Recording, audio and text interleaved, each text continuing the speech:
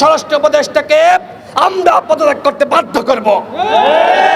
প্রয়োজনে এই সচিবালয় ঘেরাও করা হবে। যে সকল উপদেষ্টারা জনগণের পালস বুঝে জনগণের কল্যাণে কাজ করবে না, তাদের মতন উপদেষ্টার আমাদের প্রয়োজন নাই। স্বরাষ্ট্র উপদেষ্টাকে আমরা বলতে চাই, আপনি যদি এই আসামিদেরকে গ্রেফতার করতে না পারেন তাহলে আপনি পদত্যাগ করেন। এখনো পর্যন্ত আইন শৃঙ্খলা পরিস্থিতি উন্নত হয় নাই, পুলিশ ফাংশন করছে না। বিপ্লবের পরে এই মুহূর্তে যে সরকারটি রয়েছে, আমরা সকলেই দাবি করছি এই সরকার আমাদের সরকার, এই সরকারকে আমরা সহযোগিতা করছি। ঠিক একইভাবে এই সরকারের ভুল ভ্রান্তি ধরিয়ে দেওয়া আমাদের দায়িত্ব। সরকারের সমালোচনা করা গণতান্ত্রিক রাষ্ট্রে বৈধ, অথচ কালকে কতিপয় সন্ত্রাসী শরীফ, সাইফুল, হিল্লোল এবং তনয় এই চারজনের নেতৃত্বে হামলা হয়েছে।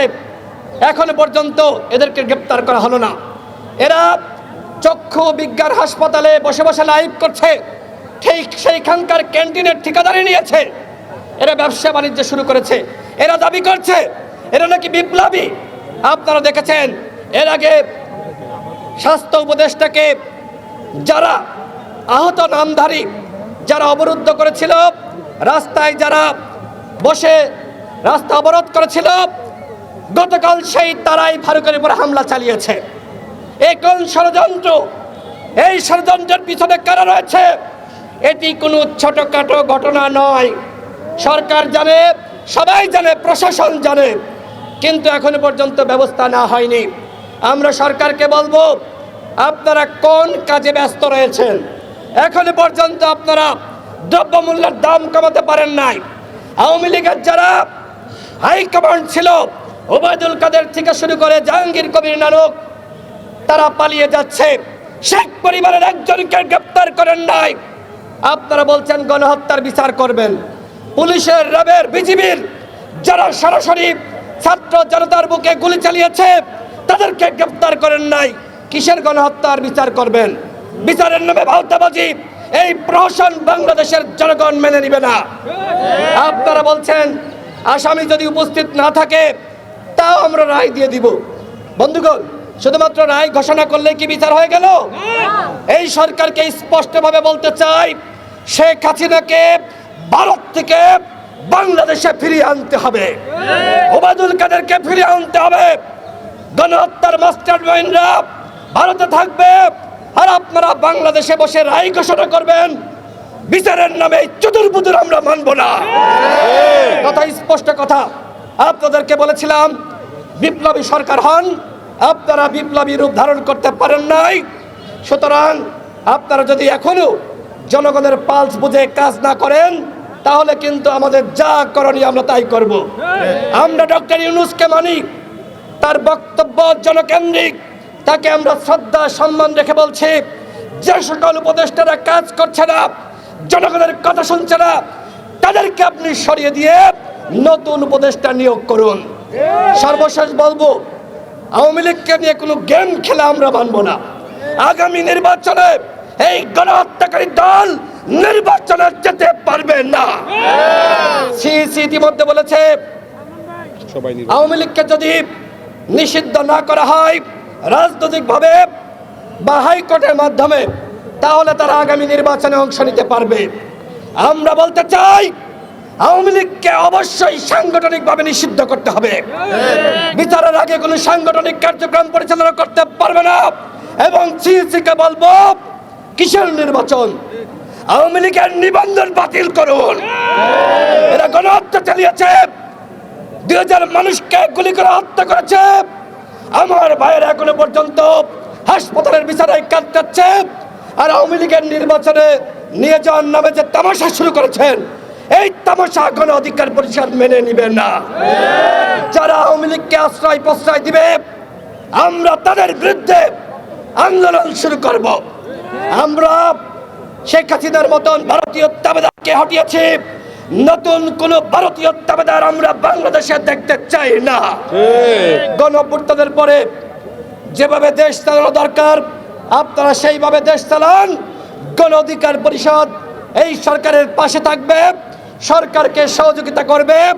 আমরা সরকারের পতনের দাবিতে কোনো আন্দোলন করি নাই, আমরা সরকারকে সহযোগিতার জন্য আন্দোলন করছি।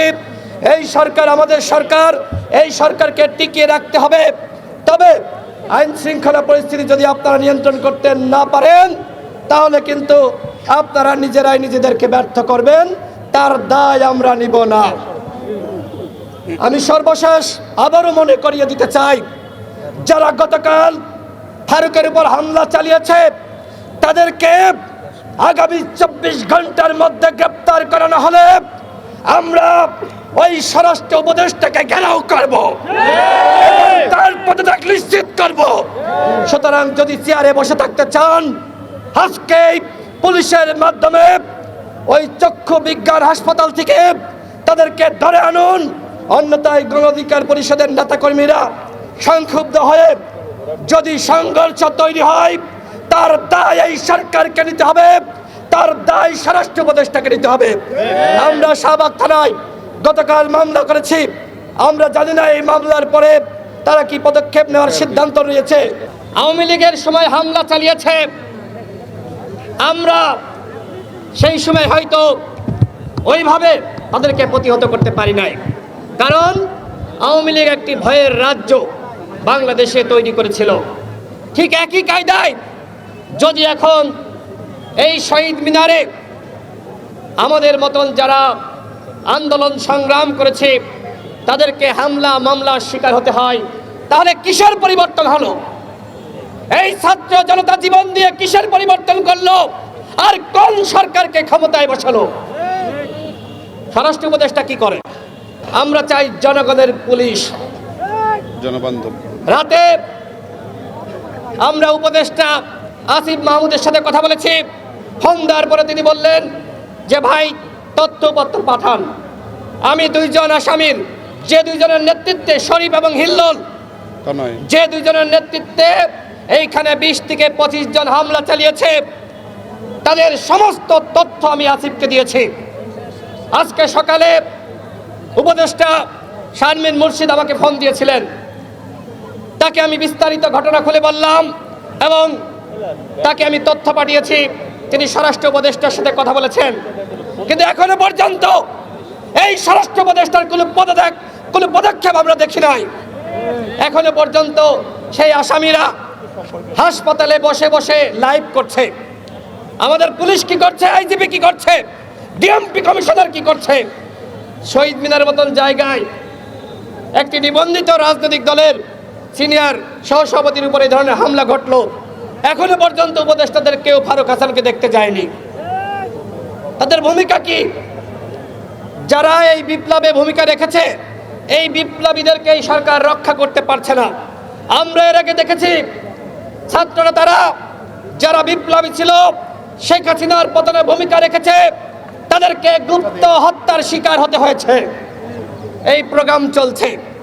আমরা স্বরাষ্ট্র উপদেষ্টাকে আমরা বলতে চাই, আপনি যদি এই আসামিদেরকে গ্রেপ্তার করতে না পারেন, তাহলে আপনি পদত্যাগ করেন। এখনো পর্যন্ত আইন শৃঙ্খলা পরিস্থিতি উন্নত হয় নাই, পুলিশ ফাংশন করছে না। এইখানে যখন ফারুকের উপর হামলা হয় তখনও পুলিশ ছিল। এই আজকে আমরা সমাবেশ করছি, পুলিশ যেমন সামনে দাঁড়িয়ে আছে, ঠিক গতকাল ছিল, কিন্তু পুলিশ এগিয়ে আসে নাই। এইভাবে যদি এই ধরনের ঘটনা ঘটতেই থাকে, তাহলে এই পুলিশ দিয়ে আমরা কি করব? তোমাদের মতন পুলিশ আমাদের দরকার নাই। তোমরা দেশের আইন শৃঙ্খলা পরিস্থিতি নিয়ন্ত্রণ করতে পারছো না, তোমরা শুধু শুধু বেতন নিবা। জনগণের ভ্যাট ট্যাক্সের টাকায় তোমাদের বেতন দেওয়া হয়। সুতরাং জনগণের জানমালের নিরাপত্তা তোমাদেরকে নিশ্চিত করতে হবে।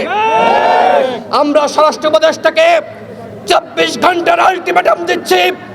এই 24 ঘন্টার মধ্যে যারা ফারুকের উপর হামলা চালিয়েছে তাদেরকে গ্রেপ্তার না করা হলে এই সিদ্ধান্ত নিতেই হবে। এরপরে আমরা বিক্ষোভ মিছিল শুরু করব। আমাদের বিক্ষোভ মিছিল শাহবাগ যে শেষ হবে। ধন্যবাদ সকলকে।